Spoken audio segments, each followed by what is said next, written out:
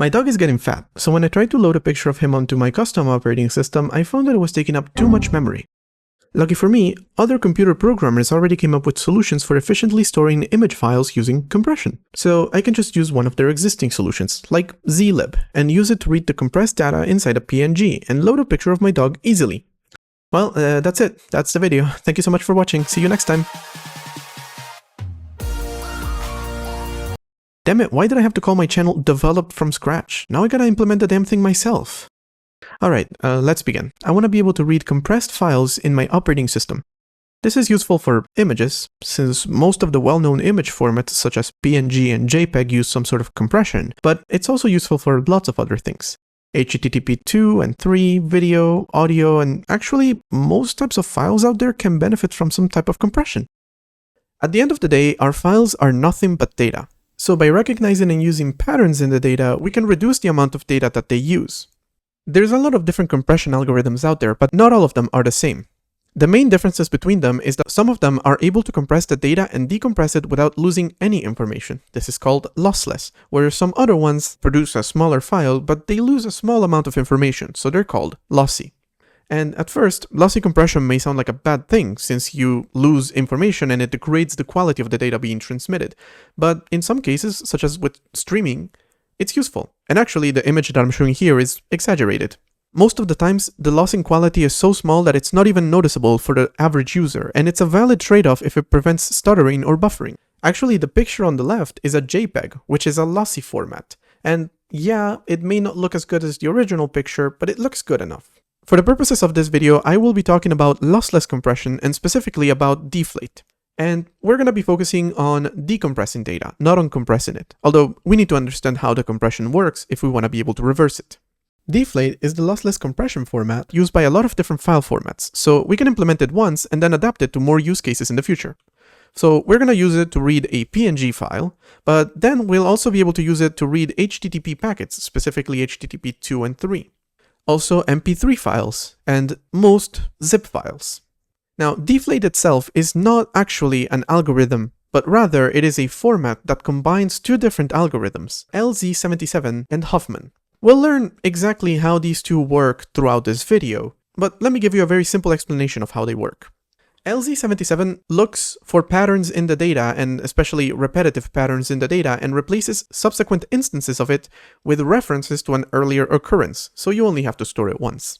So it reduces the amount of data actually being compressed. Then Huffman actually does the encoding. Huffman assigns each section of the data a code, smaller than the original data. It does so in a way that more frequent instances are given shorter codes, and less frequent instances are given longer codes. So, data that appears more often is represented as smaller than data that appears less often.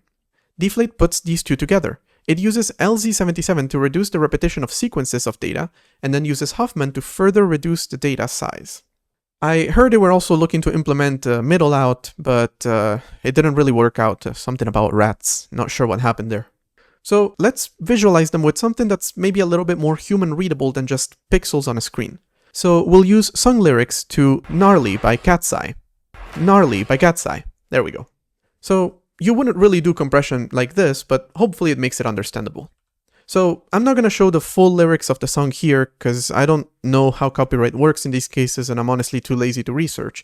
But as is the case for many of these songs, it has a chorus. And yes, we'll be using the clean version of the song. The chorus is repeated twice throughout the song. So if we want to make the overall lyrics smaller, all we need to do is label the first instance of the chorus as being the chorus, and the second time, instead of writing out the whole thing all over again, we're just going to reference the chorus again, so we know that it's the same lyrics or the same data as before. This is somewhat like the LZ77 algorithm works. We can actually take it one step further. For example, there's some very repetitive sections of the song. If we wanted to, we could do the same thing here. So instead of repeating the same thing 3 times, we just give it a label. In this case, I used sample, and I know it's not technically a sample, but I just couldn't come up with a better word. And then instead of writing the whole thing out again, we just write the word sample, and we know that we have to go up and look at it. And we already know what that data is supposed to be without actually having to write it out multiple times. This is a very high-level overview of how LZ77 works. We'll see the detail later. But what about the other algorithm, Huffman? Well, like I said before, Huffman will assign a variable length code to each section of data. And now, instead of writing out the full data, we just write the codes. But of course, as I mentioned before, the codes themselves are not the important part. Actually, they're variable length codes, and the length of the codes is important. We want to give shorter codes to more frequent instances of data, and longer codes to less frequent instances of data. For example, the word gnarly, unsurprisingly, appears a grand total of 34 times. And actually, if we ignore the repetition optimization that we did before with our pseudo LZ77 algorithm, it appears 47 times. So I guess they really could describe everything with one single word. So ideally, we'll want to assign the word gnarly a short code, whereas other words such as chicken that only appear one time can be given longer codes. This way, maybe the amount of data needed to represent less frequent data is longer, but the amount of data needed to represent more frequent data is shorter. So overall, we save space. And in my case, I've chosen to do the encoding per word. This is simply because I want to take advantage of the repetitive nature of lyrics, where a lot of words appear multiple times. There's a total of 84 unique words throughout the song. And if we wanted to, we could represent each word with just 7 bits. But if you look at the example above, the word chicken is using 6 bits, so it's saving 1 bit of information. But the word gnarly, which appears much more often, is actually using only 2 bits, so it's saving 5 bits. In order to calculate these codes, Huffman uses a tree, a binary tree to be precise. In our tree, each individual leaf node corresponds to a single unit of data. In this example, it corresponds to a single word. The code that is used to represent a section of data depends on whether we go left or right on the tree. When we go right, we write a 1. When we go left, we write a 0. So in this example, for the word I'm, the code is 0, 0. For the word gnarly, it's 0, 1. But we can't just put this data into any binary tree. We have to follow certain properties. Like I said before, the first property is that we want to make it so that more frequent pieces of data have shorter codes. The next one is that it must be unambiguous. If I find a single bit of data, I must know how to traverse the tree to continue decoding. Besides that, the Deflate Huffman trees need to have some additional properties that may not be super relevant right now, but I'm going to mention them anyway. First off, they have a maximum code length of 15 bits. Code length simply refers to how many bits are needed for a specific code. In all the examples above, it's a code length of 2. And the maximum is 15. Yes, that's almost 2 bytes worth of data, and actually Deflate encodes per byte, so in the worst case scenario, we're using nearly twice as much information as we need.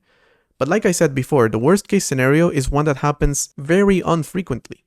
So it's very unlikely that this will be a problem. And then, like I said, Deflate has some extra rules, such as the codes needing to be sequential, but we'll look at them later. So how could we construct a Huffman tree and then encode our song lyrics? Well, the first step is to count how many instances of each word there is. Like I said before, the word gnarly appears 34 times. The word I'm appears 17 times. The word legit appears 16. The sample that we already compressed appears 13 times. The word gang 10 times, and so on. I'm not going to be doing this with every single word on the song because there's 84 unique words on there and it would just be too much. So we're just going to use these ones here. In order to build our tree, we'll have to use a priority queue. So we'll put each word into this queue, prioritizing the ones with fewer entries, so actually the opposite of what we have right now. To start building, we'll take the 2 top values of the queue and combine them, keeping track of how many times they appear throughout the data. So we have na and o, which both appear 5 times. So we create the first node of our tree, and its value is going to be the combination of the 2 before, so 10. We'll put the node back into the queue, and since it has a value of 10, we'll put it where it belongs in the queue, between nar and gang. Then we'll continue the process with this and everything. This time though, they don't have the same value. We put the one with the highest value first. This is how we ensure that more frequent entries are given shorter codes. So everything with a value of 6 goes on the left side, and this with a value of 5 goes on the right side. And the combined node has a value of 11. So after we've created it, we put it back into the tree and we continue doing the same. Now we've actually arrived at the na plus o node that we created before with a value of 10, and we combine it with the node for nar with a value of 8. Our existing node goes first, because it has a higher value, and we create a combined one of 18. We pop that one back into the queue, and we'll continue this process until we only have one node left in the queue, and it'll look like this. At this point, we've constructed the tree. And now we need to go through it, keeping track of whether we go left or right, creating a sequence of codes. Then, when we arrive at the leaf nodes, that sequence is going to be the code for that entry. So to reach na, we actually went left 5 times. So its code is 0, 0, 0, 0, 0. For o, we did the same except we went right the last time, so it's 0, 0, 0, 0, 1. Whereas for gnarly, again, the word that appears more often, we go left and then immediately go right. So that gives us a code length of 2. Like I said before, shorter codes for more frequent entries. So we end up with this list of codes. And now let's look through it and see if it follows the properties that I mentioned earlier enforced by this algorithm. The first one, as I already said, is that more frequent entries have shorter codes. And not only can we see that gnarly has a code length of 2, whereas O has a code length of 5, but also as we go down the list, we can see them getting longer, as the number of instances that they appear in gets shorter. The next one is that it must be unambiguous, and honestly, I don't really know how to prove this one in the same way that I don't know how to prove when I didn't receive a package. But when we're decoding, let's say that we find a 0. This can be gnarly, I'm, nar, na, or O. But then, if I find a 1, I unequivocally know that this is gnarly. It cannot possibly be any other value. Again, unless there's some bug in your creation of the Huffman tree, this most likely will be enforced. We can look at the properties for Deflate, but they're honestly not relevant here. The first one is that the maximum code length is 15 bits, and I mentioned before the maximum code length right now is 5, so yes, we followed this one. And then, codes must be sequential. So this one is actually not fully followed because this tree that we created is not compliant to the way that Deflate would create a tree. But just to explain what it means, you can look at the values for everything and this. They are just 1 bit apart. So they're sequential. Now we've created a tree and we can actually go through our entire song and encode it, replacing each word with its code, ending up with a sequence of bits. In order for someone to decode it, they must know what our tree looks like, so we have to encode this tree somehow into our data. We have to give them the codes. And this is where the Deflate algorithm comes in. I mentioned that Deflate has some extra rules, and actually these rules make it really simple to encode the tree in the data. First off, the dictionary is known ahead of time. Kind of. We'll see what this means in a bit. You don't actually transmit the entire tree. If you need to transmit the tree at all, you just have to transmit the length of each code. Like I said before, the code length simply represents the number of bits needed to represent that code. So in our example here, for gnarly, it has a code length of 2. For legit, it has a code length of 3. And the sample also has a code length of 3. And like I said before, the codes are sequential. So again, we can see it with legit and sample, how they're just 1 bit apart because they're sequential. So when it comes to transmitting data through Deflate, we'll actually just transmit the code lengths. And finally, there's the property that shorter codes precede longer codes. So in our example here, gnarly with code 01 precedes legit with code 100. But to be completely honest, this is a rule that I didn't even think about. I just kind of ignored it. So it's not something we explicitly need to think about. Okay, so we're done looking at our gnarly example because like I said before, it's not really encoded in the way that Deflate would do it. So let's introduce a new dictionary. Our dictionary is just A, B, C, and D. And through the encoding process, we've determined codes 10 for A, 0 for B, 110 for C, and 111 for D.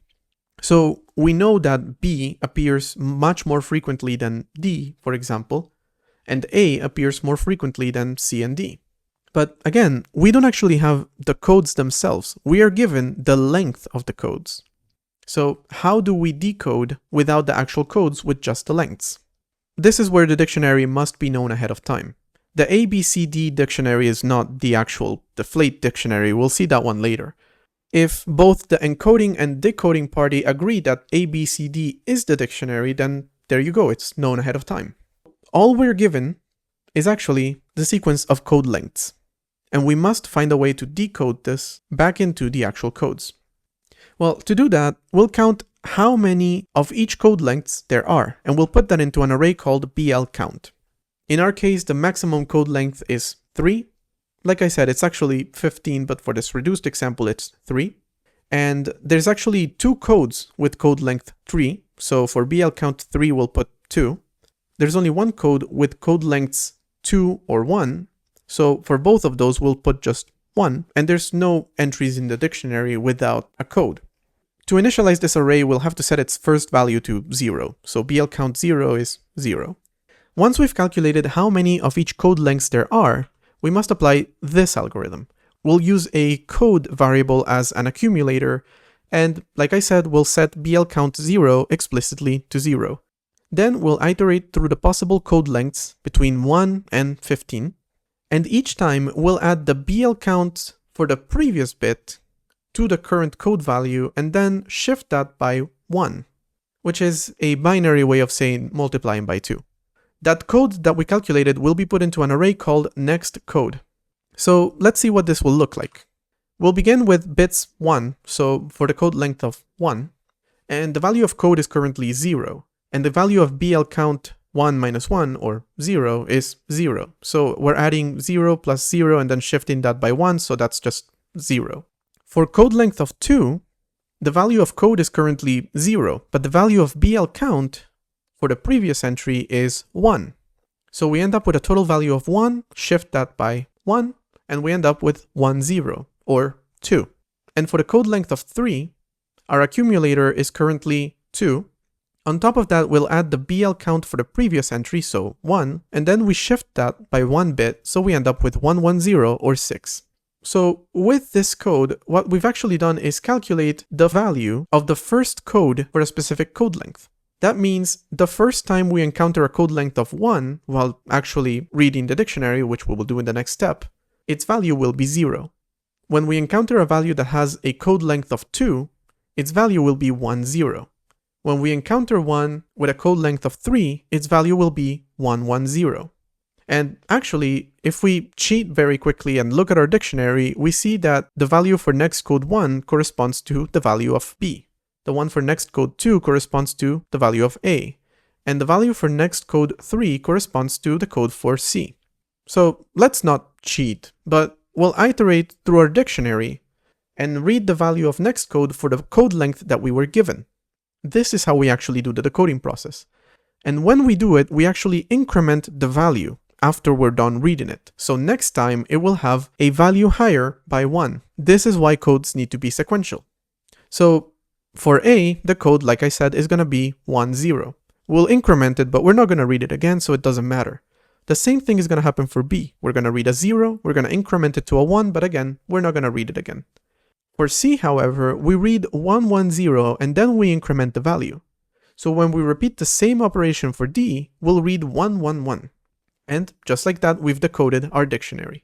This is how, with just the code lengths, we can build back the original dictionary, and then we can use that to build a tree. And once we've built the tree, we can traverse it as we read the encoded information and use it to decompress the data.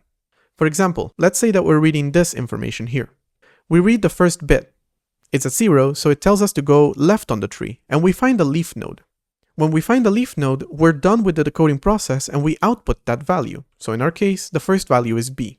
Then we reset back to the beginning of the tree, we read the next bit, it's a 1, so we go right. But we're not at a leaf node yet, so we have to continue. We find a 0, so we go left, and now we've encountered a leaf node, A, so we output that value. And for the last step, we find 3 bits, all 1, so going right all the time until we encounter the leaf node D, so we output that value. And just like that, we've decoded the data, which was bad. But let's look at an actual implementation of Deflate, not these very simple minimalistic examples. Like I said, my goal is to read PNG files. And this video is not really delving deep into the PNG format, but I do have to explain it. So let's do that very quickly. First off, a PNG file starts with this hard-coded hexadecimal string. It simply indicates that we're in a PNG format. It has a meaning, but honestly, just checking that it matches this value is enough. After that, we will find a series of chunks, all of which will have a header. The header looks like this. We have 4 bytes that correspond to the length of the entire chunk, the type of chunk that it is, which is in 4 bytes but in ASCII format, so a readable string. Then we'll find the actual data. How much we find is determined by the length. And finally, we find 4 bytes of a checksum. Actually, throughout the entire format, we'll find plenty of checksums because PNG is a network format, and so we want to check that the data is correct. Or at least they want to do it because I didn't actually implement any checksums. But you probably should. The first header that we want to read is the IHDR. It's the image header. It indicates a bunch of useful information such as the pixel format that the image uses, the size of the image, and all that information that we're going to use later on. But then the actual data will be encoded into IDAT chunks. There's actually going to be some other chunks here and there that are not really obligatory, and if you don't recognize a chunk or you don't care about the information that it provides, you can just safely ignore it. But these two most likely you'll want to read. Like I said, IDAT is the one that contains the deflate data that we'll need to decompress in order to read our image. There's a tiny problem with that. First off, it is actually divided into several chunks. It doesn't just come into one single IDAT chunk, it comes into multiple ones, so we'll have to read multiple ones. And this is done so we can read the data in a streaming manner, but honestly I don't think it's necessary for me. Like I said, PNG was built to be a network format. And actually, the data being divided into multiple chunks creates a problem. The deflate data does not respect these chunk boundaries, so it could actually begin inside of one chunk and end inside of the other one. And for me, I found it easier to just read all the chunks, put them all together, and then read the deflate data from inside of that. Deflate is not the only information that is found inside of the chunk. We'll actually find a zlib header and an Adler32 checksum, which is part of the zlib information, it's just at the end. But honestly, we don't care too much about them. The checksum should be useful to, verify that the data is correct, although I'm not doing that. Whereas the header doesn't really give us a whole lot of useful information, so it's okay to just ignore it. But you have to know that it's there and then skip it. Alright, so the actual deflate chunk. This is where things get weird. You see, one thing I didn't mention, our CPU is in little endian. My system works only on ARM, which is always little endian. Most CPUs out there nowadays are little endian. However, for whatever reason, we've decided that networks use big endian, which means that PNG, being the portable network graphics format, uses big endian.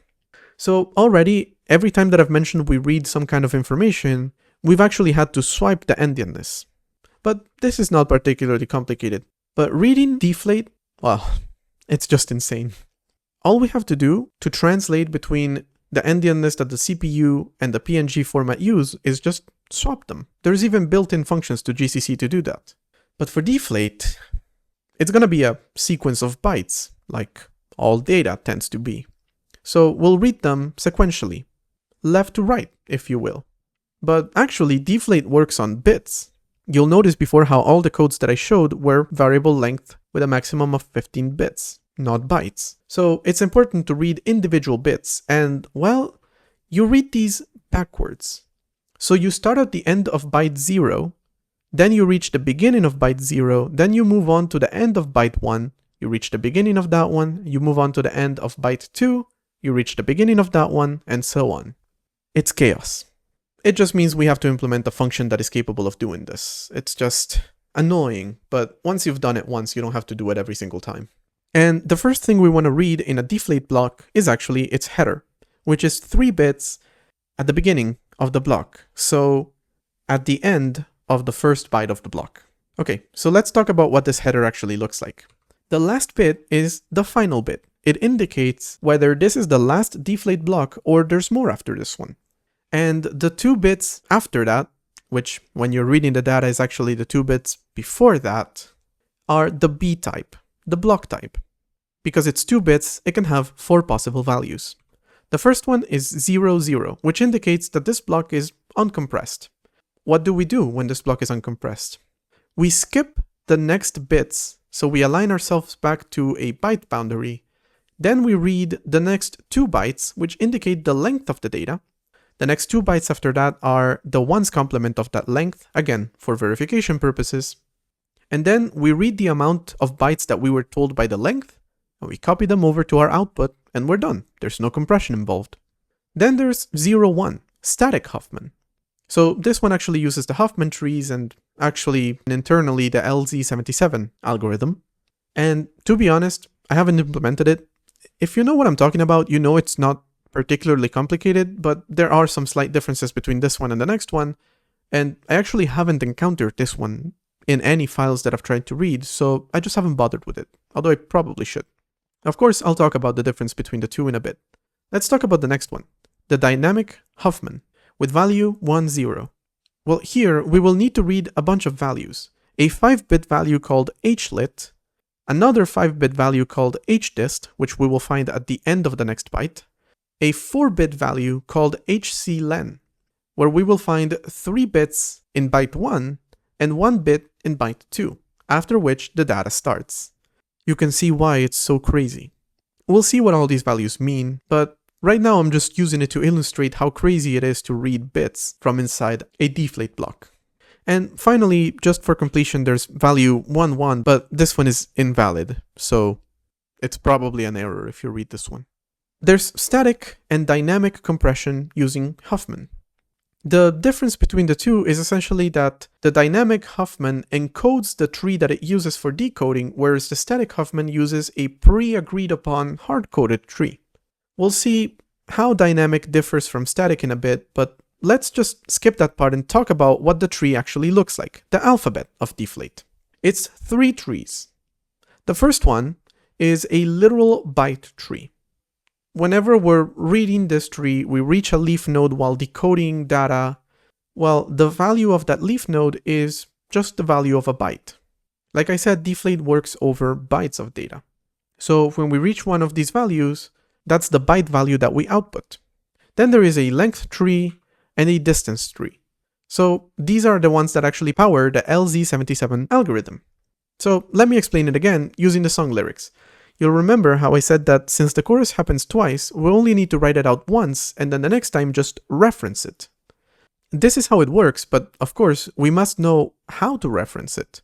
The distance indicates how far back to go in order to find the previous instance of it, and the length indicates how big it is. So whenever we are decoding length and distance values, then we know we need to go as far back into the output as the distance indicates and copy from there as many bytes as the length indicates and put them where we're currently writing our output. So essentially copying a certain amount of already decoded data to where we're currently writing. So to put it very simply, when we find a literal value, we just output that value. When we find length and distance values, we copy some already decoded values, most likely with the literal tree, and that is going to be our output. Actually, how do you know which one of these trees to use? How do you switch between them? Actually, calling them 3 trees is not only a tongue twister for me for whatever reason, but also not entirely accurate.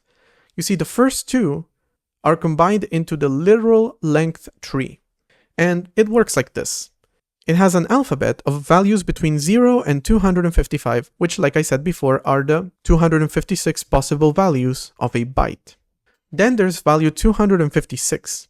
If we encounter this one, it indicates the end of the block. We're done reinflating the deflated data. There may be more blocks after this one, but this block is done. And when we encounter a value between 257 and 285, that is a length value. And we'll need to do some extra operations to get the distance and then perform the copy operation. That's not the length by itself. If we find 257, it doesn't mean to copy 257 bytes of data. Actually, we have to refer to this table here. One of these codes is associated with a length. Actually, if we find the value 257, it means to copy over 3 bytes of data. For 258, 4 bytes of data, and so on. Probably the easiest thing to do is to just hard code this array somewhere and refer to it. But there is also an extra bits column, which goes between 0 and 5. It indicates how many more bits we need to read from the stream and add that to the length. So, for example, for value 265, we have to read one more bit from the stream. If that bit is a 0, then the length is 11. If that bit is a 1, then the length is 11 plus 1, or 12. So really, the lengths for data to be copied go between 3 and 258.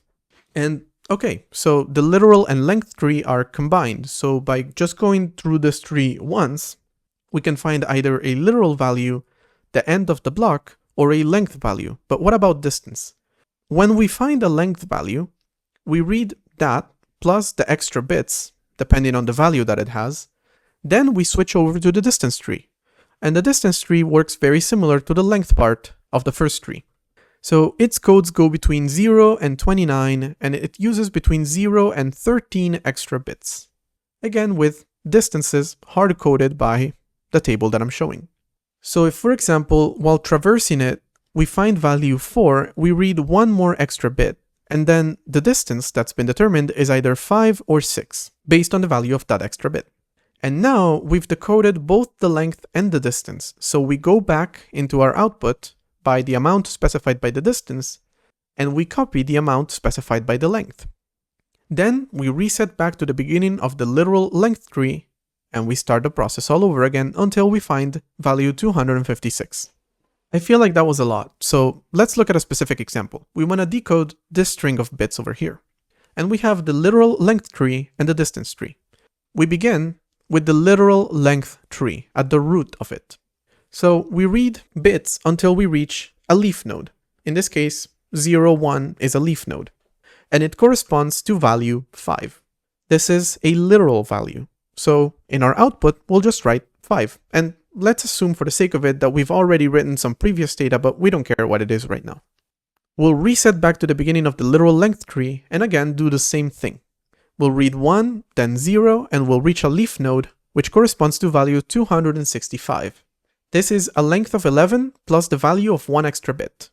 So we read 1 extra bit. In our case, it's 1, so the total length is 12. At this point, we switch over to the distance tree. In the distance tree, we read just a 0, and we already reached a leaf node, which stands for code 9, a distance of 25 plus the value of 3 extra bits. So we'll read 3 more bits, and their value totals 1. Our distance is 26. So we'll need to go back 26 bytes and read 12 bytes, and copy that over to our output. Okay, so that's how you decode once you have the trees. But how do you get the trees? Well, from code lengths, right? You get the code lengths and then you decode them to create the tree like I explained before with the BL count and the next code and all that. In the case of static Huffman, the code lengths are actually hard-coded. You won't find them in the actual data, you just have to hard-code them somewhere in your code. Although it is less efficient because this means that all data will always use the same codes, whereas instead we want to have the algorithm use shorter codes for more frequent data, so it depends on the specific data being encoded. So dynamic is more likely to be used because it's more efficient, but it's absolute chaos one more time. Well, you'll remember I mentioned these values before: hlit, hdist, and hclen. And I'm reading them in order, although it looks like I'm not, because of the weird way in which we read these values. Hlit is a value which, once you add 257 to it, is the number of literal and length codes that there actually are. Now, the tree for literal length codes is actually hard-coded. So hlit is the number of literal length codes. Actually, no. It plus 257 is the number of literal length codes. We've already established that the literal length tree has an alphabet of 285. But if, for example, LZ77 is not used in the data that we're going to be decompressing, then there's no point to give us the code lengths for the length part of the tree. So those won't be given. By reading hlit, we know how many values in the alphabet are actually being used. And because we have to add 257 to it, it means that it has a minimum of 257. Hdist is similar. You add 1 to it, and that gives you the number of distance codes. In case not all of them are actually used, this tells you how many are actually used. And then there's hclen, the number of code lengths. So there's a maximum 15-bit code length, so to encode the value 15 we'll need 4 bits. for each code length, right? Well, no, actually it's 3. Why 3? That's not enough to encode 15 bits. Well, that's because we're not encoding the maximum value of 15. This is not the code lengths for the literal length and distance trees. No, it's the code lengths for a different tree. Because, you know, the literal length and distance trees? They themselves are actually encoded because they're compressed with Huffman. We'll need to first decompress the tree that we will then use to decompress the data. And in order to do that, we'll use another tree for which we're being given the code lengths. Now, the alphabet for this tree is a lot simpler. It starts with values 0 through 15, which are literal code lengths. We have a maximum code length of 15, so it makes sense. Then value 16, which is used to repeat the previous code by the value that it provides. In order to know the value that it provides, you need to read the 2 next extra bits and add 3 to that value. So if those extra bits are 0, 1, 3 plus 1, 4. And that means repeat the previous code 4 times. 17 is similar, except you have to read 3 extra bits, add 3 to that, and you actually repeat 0. This one is used for when a code length never actually appears. Like, if no codes in my data stream have a code length of 7, 8, or 9, then we can use this to say just write 0 3 times. And then there's 18, which works the same way as 17, except it uses 7 extra bits and a base value of 11. Let me explain everything so far, because it's all been very crazy. Alright, so if we want to decode a PNG image, first off we have to read the data inside the PNG. And remember, we have to swap the endianness every single time, because the format used by our networks is the opposite of the format used by most of our actual computers. Then we will find several chunks of data. And it's done that way to support streaming, because again, it's a network format. And in my case, I'm just reading them all and not beginning the decompressing process until I've read them all. But really what you're supposed to do is do it progressively as you receive new IDATs. Then in the IDATs, you will read the zlib header. You actually don't need to use any of the values that it provides, so you kinda just have to ignore it. All we really care about is that its compression method value is deflate, which it should be, unless there's been a mistake when encoding the data or when receiving the data. So we can just ignore it. Then we read the deflate header. Remember, read the bytes forwards, but the bits inside the bytes backwards. If the deflate header tells us that it's uncompressed, then just read the length and copy. If it's static, do the entire decoding process using hard-coded trees. If it's dynamic, alright, here we go. First, read the code lengths. They're not the code lengths for the trees. No, you're going to use them to decode one tree. You will then use that tree to decode the other 2 trees' lengths. And once you have those, you will use these new lengths to decode the new trees. Finally, you can decode the data. But PNG actually does one extra thing on top of everything that I just mentioned, and that is filtering. Like I said, this is not a video about PNG, but it's still relevant to mention. PNG doesn't actually just store every single pixel value every single time. Let's say, for example, we're trying to decode a certain pixel and we find that it has value f0. Normally, pixels would have more than 1 byte's worth of value, but for the sake of the example, it just has f0. At the beginning of each line, we will find a filter value. If the filter value is 0, then no filter is being applied. So you just copy it over as is. If it's 0, 1, it is a subtractive filter. Since we're actually decoding, it's an additive filter. So you take the value that you find inside the pixel and you add to it the value of the previous pixel before it. So we end up with f1 in our example. If the value of the filter is up, then we do the same thing we did for the subtractive one, but go into the pixel above it. And if the value of the filter is average, or 3, then we do an average between the one above and the one to the left of the current pixel, and we add that value to the value that we found in the actual pixel. And then there's Pyth. I'm not even sure if this is how it's supposed to be pronounced, and honestly, can't say I really bothered understanding the logic behind it, so here's its code.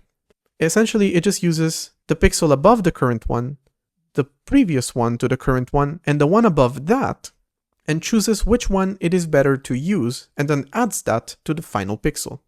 Again, we're not actually here to talk about PNG, which is why I'm not explaining this simple algorithm. It's still important to talk about filters, because by applying these filters, PNG is doing something really useful. It knows that images tend to be somewhat repetitive. So by applying these filters, we can reduce the amount of actual data that is being transmitted, and then Deflate can work its magic and compress the entire image down to very little actual information. It's kinda similar to what I did with my lyrics. I decided to encode my lyrics per word instead of doing it per letter because I know that lyrics tend to be repetitive, and so there's gonna be a lot of words that appear in many places throughout the song. But actually, I could have done it breaking it down by syllables or by any chunk of a word that I know is gonna repeat a lot. For example, not only do they say gnarly, but they also say gnar or just na. So I could have broken it down into sections like this, and I could have gotten even better compression, but it would have made the example harder to understand. And all of this started because I wanted to decode a picture of my dog. Actually, in the picture of my dog, you can see very clearly what I'm talking about with filters. He is black and white. The background is mostly white. So there's a lot of repeated information. And that means that filtering actually greatly reduces the amount of data that is actually being transmitted. And so Deflate can work its magic and make this picture particularly small. And actually, that's the end of the video, but I feel like something's missing. Right, I didn't complain about Microsoft in this one. Okay, well, Microsoft has nothing to do with these compression algorithms or with the PNG format, but at this point I'm pretty much obligated to complain about them, so let's talk about a similar image format called BMP. This one doesn't actually use compression, so it has nothing to do with the video, but let me tell you how it works. Well, it has a header with a width and a height, and the image is stored upside down. And this is already kind of weird, I don't understand why they're doing it this way, but the funny thing is, it's not always like this. Sometimes the image is actually stored right side up. Again, no idea why. But the way that you know it is if the height is actually stored in a negative number. If the height is positive, then it's backwards. If the height is negative, it is forwards. Okay, so now that I've actually fulfilled my contractual obligation to complain about Microsoft at least once per video, well, I say it for real this time. Thank you for watching.